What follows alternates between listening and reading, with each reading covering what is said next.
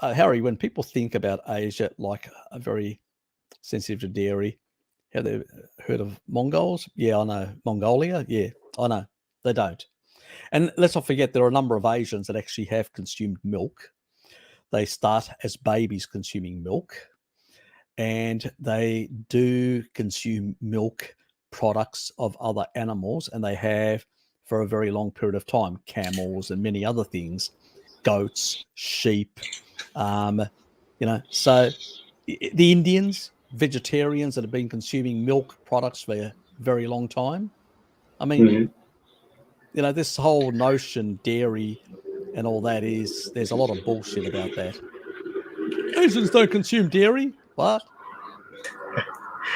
Harry, have you seen? I think there are studies on this, but people were talking about It's like a phenomenon that society has noticed in Japan that after the introduction of like dairy to their food culture, that the heights have like sharply increased. Well, let me fill you in on another secret.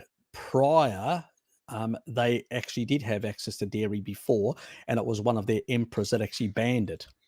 Oh, Exactly. So yeah, so it oh, and yeah, so it's a bit more nuanced, the story, in that regard. interesting. And that access to that came from from China, because remember northern China was very much dairy, as the Yep. Mongols, northern Chinese, they were very closely related to the Koreans as well. It's just at different periods there were certain emperors or sort of plant-based type emperors that basically tried to limit certain foods. Um, Maybe for control, maybe for ideological reasons, for a whole lot of things. So yes, so it's a bit more, yeah. And what Mike says about Mongolians, but also the Indians, subcontinent India, Yep. dairy culture, and that's 1.4 billion people today. So not it's about a third of the population of of Uh, Asia.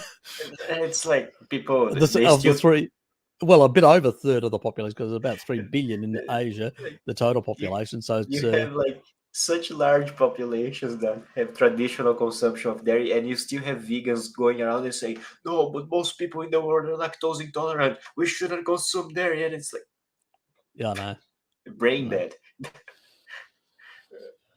And if you have raw milk and you get the lactase from the actual dairy itself, it's one more tolerable.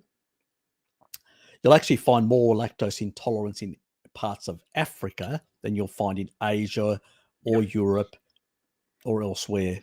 So the higher levels. And even there, I know in South Africa, there's a tribe there that actually has um, zero lactose persistent genes. And what they do is they ferment the lactose out of, and they have this fermented sort of milk product. So, yeah, I know. I It's ac- idiotic, the sort of stuff that people come up with out there.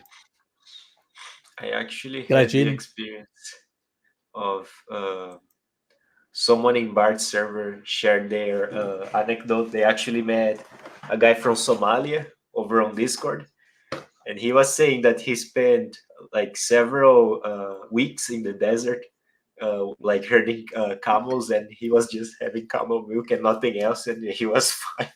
Exactly.